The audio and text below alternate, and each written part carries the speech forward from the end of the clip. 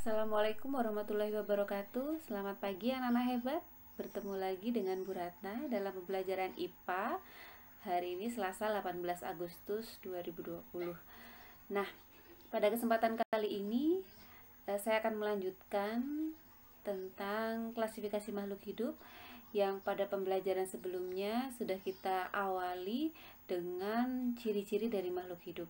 Ya, masih ingat kan ciri-ciri makhluk hidup itu apa saja? Nah, dari ciri-ciri makhluk hidup itu kita bisa mengetahui atau membedakan mana yang disebut dengan makhluk hidup dan benda mati. Nah, pada pertemuan kali ini kita akan khusus mempelajari tentang makhluk hidup itu sendiri. Seperti kita ketahui bahwa makhluk hidup di dunia ini banyak sekali. Sehingga agar kita lebih mudah untuk mempelajarinya, maka kita harus mengelompokkan makhluk hidup tersebut. Nah, pada kesempatan kali ini kita akan mempelajari tentang klasifikasi makhluk hidup. Adapun tujuan pembelajaran pada pagi hari ini, pada pembelajaran kali ini adalah yang pertama, peserta didik dapat mengelompokkan makhluk hidup berdasarkan prinsip dari klasifikasi. Dan yang kedua, peserta didik dapat menyusun kunci determinasi dan menggunakannya untuk mengklasifikasikan makhluk hidup. Klasifikasi makhluk hidup dapat diartikan sebagai cara pengelompokan atau penggolongan dan pemberian nama makhluk hidup berdasarkan persamaan dan perbedaan ciri-cirinya. Ilmu yang mempelajari tentang klasifikasi makhluk hidup disebut dengan ilmu taksonomi. Dan dalam hal pengklasifikasian makhluk hidup, ini ada ilmuwan yang dikenal dengan nama Carolus Linnaeus dan dia dijuluki sebagai Bapak taksonomi. Pengklasifikasian makhluk hidup memiliki tujuan yang utama, yaitu untuk mempermudah mengenali, membandingkan, dan mempelajari makhluk hidup yang jumlahnya tentu tidak bisa dihitung dengan jari. Adapun tujuan khusus atau tujuan lain dari klasifikasi makhluk hidup adalah 1.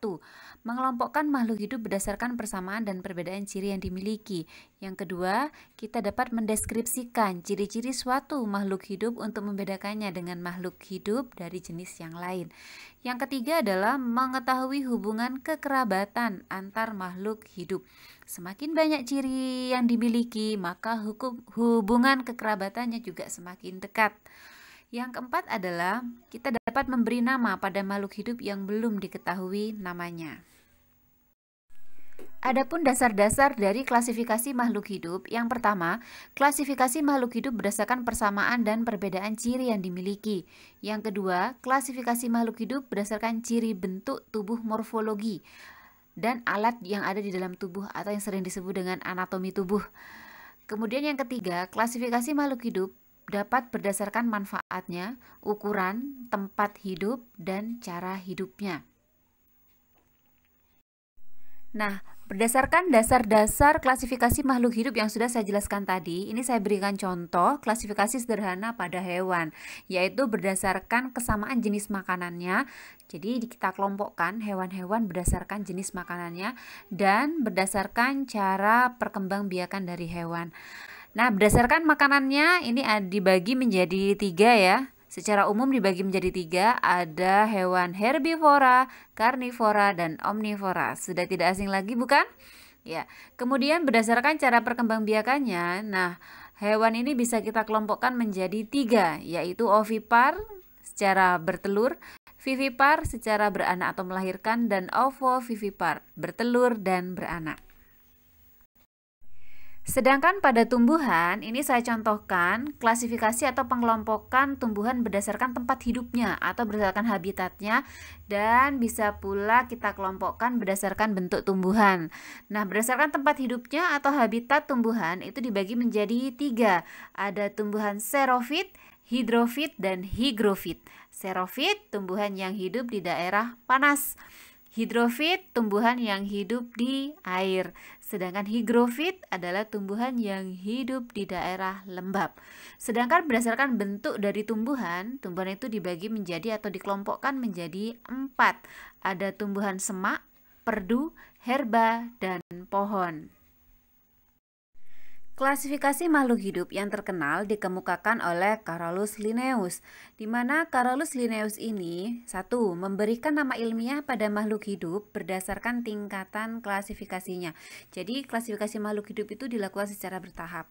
Kemudian yang kedua, klasifikasi dilakukan secara bertingkat atau bertahap ya. Setiap tingkatan klasifikasi itu disebut dengan takson. Maka ilmunya tadi sudah dijelaskan disebut dengan ilmu taksonomi. Semakin tinggi tingkatan takson, semakin sedikit persamaan cirinya. Sebaliknya, semakin rendah tingkatan takson, semakin banyak persamaan cirinya. Adapun tingkatan takson yang digunakan dalam pengklasifikasian makhluk hidup adalah sebagai berikut. Nah, di sini ada klasifikasi hewan dan klasifikasi pada tumbuhan. Klasifikasi hewan dicontohkan dengan hewan kucing dan pada tumbuhan dicontohkan dengan padi. Coba diperhatikan tingkatannya. Dari tingkat yang paling atas untuk hewan ini ya, untuk tingkat yang paling atas disebut dengan takson kingdom atau disebut dengan kerajaan. Kemudian di bawahnya kingdom ada phylum, di bawahnya phylum ada klasis, di bawahnya klasis ada ordo, setelah ordo ada family, kemudian ada genus, dan terakhir ada spesies. Contohnya di sini adalah klasifikasi pada kucing. Kucing itu memiliki nama ilmiah Felis domestica untuk kucing rumahan. Kucing ini memiliki genus Felis. Jadi nanti kalau ada makhluk hidup yang namanya ada Felisnya, berarti dia memiliki hubungan kekerabatan dengan kucing. Kemudian di tingkat famili ada Felidae, di ordo dia termasuk karnivora, kemudian di kelasnya dia termasuk mamalia, dan di filumnya termasuk chordata. Kucing masuk ke dalam kingdom Animalia. Begitu pula dengan tumbuhan. Yang membedakan di sini adalah pada takson kedua. Takson yang pertama pada tumbuhan itu sama, disebut dengan kingdom atau kerajaan. Namun di bawah kingdom, kalau pada hewan itu disebut dengan filum, kalau pada tumbuhan disebut dengan divisi atau divisio. Lalu di bawahnya divisio sama dengan hewan ada klasis, di bawahnya klasis ada ordo, lebih kecil lagi ada family, lebih sederhana lagi ada genus, lebih sederhana lagi ada spesies. Nah, di sini dicontohkan pada tumbuhan padi yang memiliki nama ilmiah Oryzae sativa. Nah, sudah bisa dilihat sendiri di gambar. Nah, itu klasifikasi dari tumbuhan padi. Nah, perlu kalian ketahui, semakin ke bawah tingkat taksonnya, maka persamaan ciri-cirinya semakin banyak. Maka semakin ke bawah, berarti kalau banyak persamaannya, hubungan kekerabatan antara dua makhluk hidup itu semakin dekat. Dengan urutan takson tadi, maka kita bisa memberikan nama ilmiah pada makhluk hidup. Pemberian nama ilmiah pada makhluk hidup itu tidak bisa sembarangan, ada tata caranya. Nah, tata cara pemberian nama pada makhluk hidup dikenal dengan istilah binomial nomenklatur atau disebut tata nama ganda.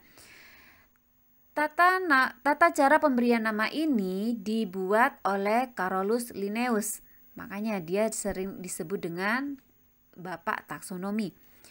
Kemudian berdasarkan sistem tersebut, setiap spesies diberi nama dengan dua kata. Makanya disebut dengan binomial nomenklatur. Bi itu dua. Jadi disebut dengan tata nama ganda karena setiap nama makhluk hidup itu pasti terdiri dari dua kata dalam bahasa Latin. Kata pertama pada nama makhluk hidup itu menunjukkan nama marga atau genusnya, dan kata kedua merupakan petunjuk jenis atau spesies.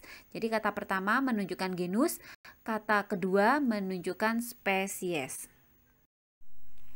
Penulisan nama ilmiah pada makhluk hidup itu ditulis dengan huruf miring jika kalian mengetik di komputer, itu dengan font italik atau I.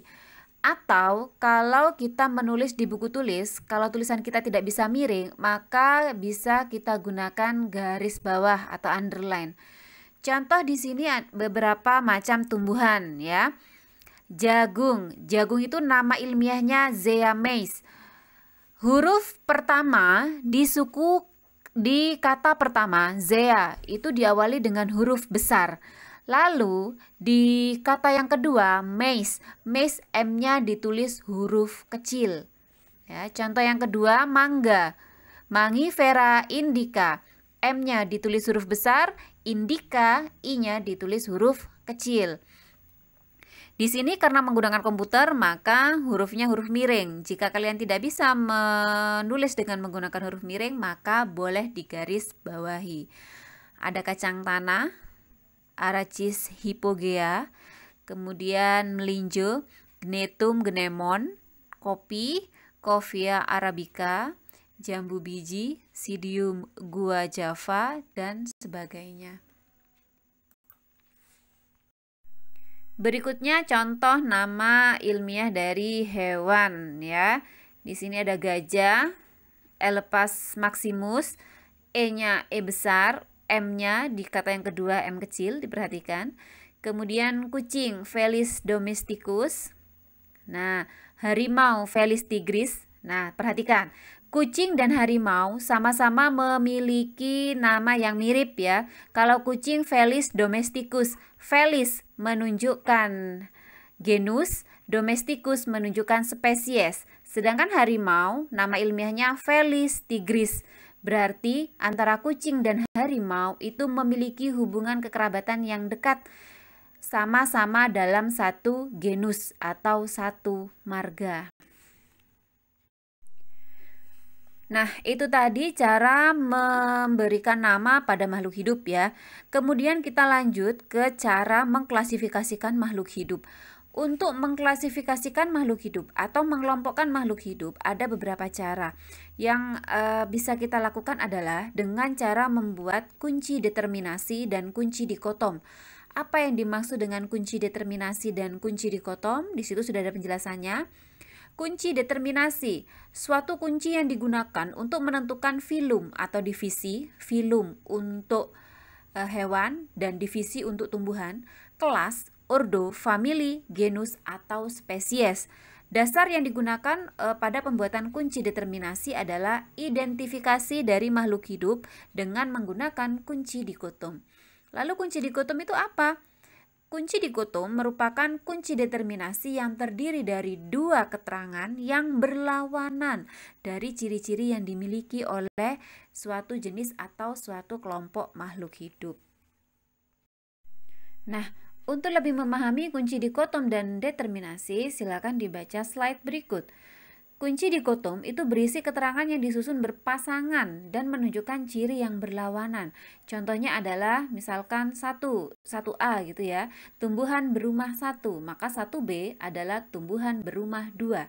Jadi saling berlawanan tetapi masih berpasangan. Kemudian hal-hal yang perlu diperhatikan dalam pembuatan kunci determinasi adalah sebagai berikut. 1. Kunci harus dikotomi. Jadi ada dua pernyataan yang saling berlawanan. 2. Kata pertama dalam tiap pernyataan dalam satu kuplet harus identik. Contoh, tumbuhan berumah 1. Pasti. Yang kedua adalah tumbuhan berumah 2. Contoh yang lain, berkeping 1. Maka yang kedua adalah berkeping 2. Tidak boleh yang pertama berkeping 1, kemudian yang kedua kelopak kelipatan 3. Nah, kelopak bunga kelipatan 3 itu bukan dalam satu keterangan yang berpasangan. Jadi harus berpasangan. Kemudian yang ketiga, pilihan atau bagian dari kuplet harus kontradiktif sehingga satu bagian bisa diterima dan yang lain ditolak. Maka kalau sudah milih yang A, maka yang B akan ditolak. Yang keempat, hindari pemakaian kisaran yang tumpang tindih atau hal-hal yang bersifat relatif dalam kuplet. Contohnya, panjang daun 4-8 cm. Jadi untuk pengukuran ini harus dihindari. Atau daun berukuran besar, daun berukuran kecil. Nah, besar kecilnya itu kan relatif. Jadi itu tidak boleh dipakai dalam kunci determinasi. Gunakan sifat-sifat yang bisa diamati. Contoh, berakar serabut. Yang kedua berarti berakar tunggang. Nah, itu bisa diamati. Yang keenam, pernyataan dari dua kuplet yang berurutan jangan dimulai dengan kata yang sama. Yang ketujuh, setiap kuplet diberi nomor. Yang kedelapan, buat kalimat pertanyaan yang pendek. Agar lebih jelasnya, silakan kalian buka buku paket halaman 54 dan 55 serta kalian simak penjelasan dari saya. Contoh kunci dikotom dan kunci determinasi. Di halaman 54 itu ada bagan yang menggarpu, ya, seperti itu, ada tanda panahnya seperti garpu. Nah, itu yang disebut dengan kunci dikotom. Kemudian yang bawah yang ada 1AB, 2AB, 3AB, itulah yang disebut dengan kunci determinasi. Jadi kunci determinasi itu bisa kita peroleh dari kunci dikotom. Coba diperhatikan yang bagan menggarpu dulu. Nah, di kunci dikotom itu diawali dari 1, 2, 3, 4, 5, 6. Ada 6 makhluk hidup di sana. 6 tumbuhan. Ada lumut, suplir, jagung, kedelai, terong, dan melinjo. Lalu dari ke 6 tanaman ini kita berniat untuk mengklasifikasikan. Maka kita harus mengetahui ciri-ciri yang dimiliki oleh ke-6 makhluk hidup tadi atau ke-6 tumbuhan tadi.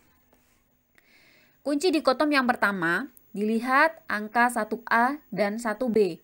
Ya, jadi kunci dikotom itu terdiri dari dua pernyataan berpasangan yang berlawanan arti. Contohnya 1A berspora, yang 1B pasti tidak berspora. Nah, kemudian, kita tarik bagan itu ya dari 1A ke 1B. Lalu dari ke-6 tumbuhan itu kamu kelompokkan, kalian kelompokkan mana yang masuk ke 1A, mana yang masuk ke 1B. Jadi yang berspora 1A ada suplir dan lumut, yang tidak berspora ada jagung, kedelai, terong, dan melinjo. Lalu dari 1A, kalian buat bagan lagi, dipecah lagi menjadi kunci dikotom yang kedua, yaitu 2A dan 2B. Berspora, suplir dan lumut. Kita lihat ciri-cirinya suplir dan lumut, ternyata ada perbedaan. Yang satu berbatang jelas, 2A. Yang kedua, ya kalau 2A berbatang jelas berarti 2B tidak berbatang jelas. Nah, kemudian kita masukkan dua tumbuhan tadi, yang suplir dan lumut yang berspora tadi. Maka yang berbatang jelas itu ada suplir, kemudian yang tidak berbatang jelas ada lumut. Nah, stop sampai di sana. Lalu kita ke kunci dikotom yang 1B. Nah, di 1B itu tidak berspora. Tidak berspora, maka ada tumbuhan jagung, kedelai, terong, dan melinjo. Dari situ kita bisa membedakan tanaman-tanaman tadi, kita pecah lagi menjadi kunci dikotom yang ketiga, yaitu 3A dan 3B. 3A, biji tertutup, berarti 3B-nya biji terbuka, harus berlawanan. Lalu kita kelompokkan dari tumbuhan yang tidak berspora tadi, jagung, kedelai, terong, dan melinjo, manakah yang termasuk biji tertutup? Nah, di situ ada jagung, ada kedelai, ada terong. Maka melinjo termasuk biji terbuka. Stop sampai melinjo. Kenapa kok stop? Karena di situ sudah menunjukkan makhluk hidupnya, yaitu melinjo. Kan sudah tidak bisa dibagi lagi melinjo. Ya, tidak ada temannya lagi, sama dengan suplir dan lumut tadi. Stop sampai suplir dan lumut, tidak ada cabang lagi karena di situ suplir dan lumut sudah ada di kotak sendiri-sendiri, sama dengan melinjo. Lalu kita menuju ke kotak 3A. Di kotak 3A itu masih ada 3 makhluk hidup atau 3 macam tanaman, maka kita bisa membagi lagi. Di antara jagung, kedelai, dan terong, kita bisa membedakan apanya? Ternyata ada di kunci dikotom keempat, berkeping 2 dan berkeping 1. 4A berkeping 2 berarti 4B jelas berkeping 1, berlawanan. Nah, dari 3 macam tanaman, jagung, kedelai, terong, yuk dimasukkan ke dalam 4A yang berkeping 2. Ada kedelai dan terong. Kemudian, nah jagung berarti dia berkeping 1. Stop sampai jagung. Kenapa kok stop? Karena jagung sudah ada di kotaknya sendirian. Lalu bagaimana yang di kotak 4A? Masih ada kedelai dan terong. Maka kita harus mencari perbedaan dari kedelai dan terong. Terjadilah kunci dikotom yang kelima. Nah, ternyata kedelai dan terong setelah diamati tanamannya itu bunganya yang berbeda. Ada yang berbunga kupu-kupu, ada yang berbunga trompet. Yang berbunga kupu-kupu itu adalah kedelai dan yang berbunga trompet itu adalah terong. Nah, sudah semua tanaman sudah berada di kotaknya masing-masing. Nah, itu yang disebut dengan kunci dikotom. Lalu, dari kunci dikotom bisa kita tuliskan menjadi kalimat-kalimat yang berpasangan namun berlawanan arti yang disebut dengan kunci determinasi. Coba diperhatikan di situ. 1A. Kalian lihat kotak 1A di atas di kunci dikotomnya. Tumbuhan yang berspora. 1B. Tumbuhan yang tidak berspora. Kalau kalian pilih 1A, ada garis titik-titik di situ, kemudian kalian lurus, ada angka 2 di belakang. Nah, dilihat di kunci dikotom. Dari 1A, dia menuju ke kunci dikotom nomor 2. Kalau kalian nanti pilih 1B, coba lihat di kunci dikotom atasnya. Kalau kalian pilih 1B, maka nanti langsung ke nomor 3, sesuai dengan kunci dikotomnya. Nah, kemudian yang nomor 2A. 2A, tumbuhan yang berbatang jelas. 2B, tumbuhan yang tidak berbatang jelas. Nah, kalau kalian tadi pilih 1A, tumbuhan yang berspora, maka langsung ke nomor 2. Nah, di situ ada 2A atau 2B. Kalau kalian mencari suplir, maka jelas di situ ada di 2A. Stop sampai suplir. Jadi di kunci determinasi itu berhenti ketika kita sudah menemukan tanaman yang kita minta atau yang kita mau. Kemudian kalau kalian memilih 2B, maka kalian akan menemukan lumut di sana. Oke, kembali ke 1B. 1B, tumbuhan yang tidak berspora. Kalau kalian milih 1B, berarti langsung ke nomor 3 tanpa melihat nomor 2, ya. Jadi langsung ke nomor 3, berbiji tertutup atau berbiji terbuka. Kalau kalian memilih berbiji tertutup, berarti kalian lanjut ke nomor 4. Kalau kalian memilih 3B, berarti berbiji terbuka kan? Langsung didapatkan tanamannya. Oh, berarti itu tanaman melinjo. Kalau kalian memilih 3A, lanjut ke nomor 4. Nomor 4 itu ada berkeping 2 atau berkeping 1. Kalau kalian memilih 4A, maka lanjut ke nomor 5. Kalau memilih 4B, maka kalian langsung bertemu dengan jagung. Nah, sekarang dari 4A, kalau kalian milih 4A, maka langsung ke nomor 5. Nah, dilihat dari bunganya, berbunga kupu-kupu atau berbunga trompet. Kalau kalian memilih 5A, maka kalian akan mendapatkan tanaman kedelai. Kalau memilih 5B, maka kalian mendapatkan tanaman terong. Mudah-mudahan bisa dipahami ya, Nana. Nah, untuk lebih memahami lagi, ini saya berikan contoh soal dari gambar yang tadi ya. Contohnya adalah begini, tuliskan kunci determinasi dari tanaman jagung. Jawab. Nah, jagung, kalau kita perhatikan jagung itu berspora atau tidak berspora? Nah, kalau tidak berspora, kita pilih 1B. Ya, dari 1B kalian tarik garis lurus ke belakang. Oh, langsung ke nomor 3. Nah, nomor 3. Jagung termasuk berbiji tertutup atau terbuka ya? Nah, jagung termasuk berbiji tertutup. Maka kamu pilih 3A. Tulislah di situ 3A. Dari 1B ke 3A. Lalu tarik dari 3A. Tarik garis lurus ke belakang. Kalian menemukan angka 4.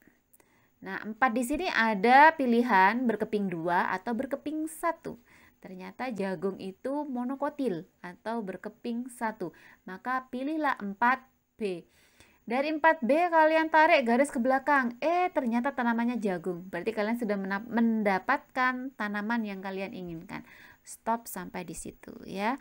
Nah, sekarang kalian coba untuk mencari kunci determinasi dari lumut, suplir, kedelai, terong, dan melinjo ya. Tulislah jawaban kalian di buku tulis, nanti difoto, lalu kirim ke Google Classroom. Selamat mencoba, semangat belajar anak-anak. Bagi yang belum paham, silakan hubungi Bu Ratna. Saya akhiri pertemuan kali ini. Wassalamualaikum warahmatullahi wabarakatuh.